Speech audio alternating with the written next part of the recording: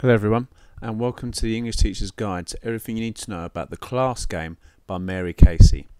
The aim of this video is to make sure you've got all the top mark piece of analysis you need to achieve perfection in your exams.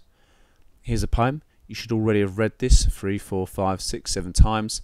You should already have all the notes that you can achieve. I'm now going to add to those. The basic meaning. The poem explores the anger the speaker feels at being judged by their social background. As the poem develops, the speaker questions why it matters what your social background is, even if there are clear differences. And finally, the poet concludes the poem by stating that the speaker is proud of who they are. Okay, so make sure you've added these to your notes. Let's move on. Form.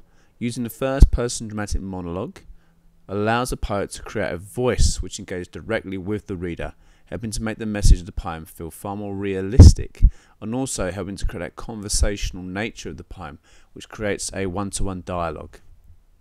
Structure. The use of half rhyme that doesn't quite work but actually does rhyme, and couplets helps demonstrate the slight differences but similarities between the different classes, mainly the working class and the upper classes. Using repeated questions, particularly with the opening line, forces the reader to question their beliefs on the subject, and forcing us to engage with the speaker, which helps to create a more conversational nature.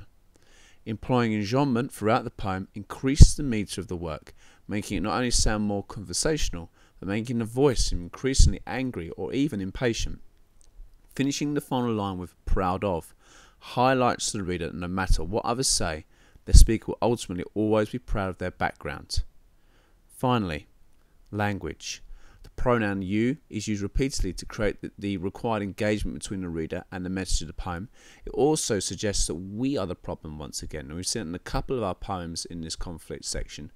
There's obviously an easy way for you to do some comparison.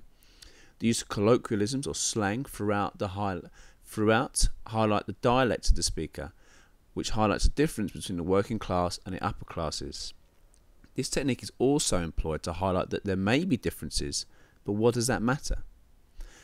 Plum is a reference to the negative view the working classes have that the upper classes speak with a plum accent, speak as if they have a plum in their mouth.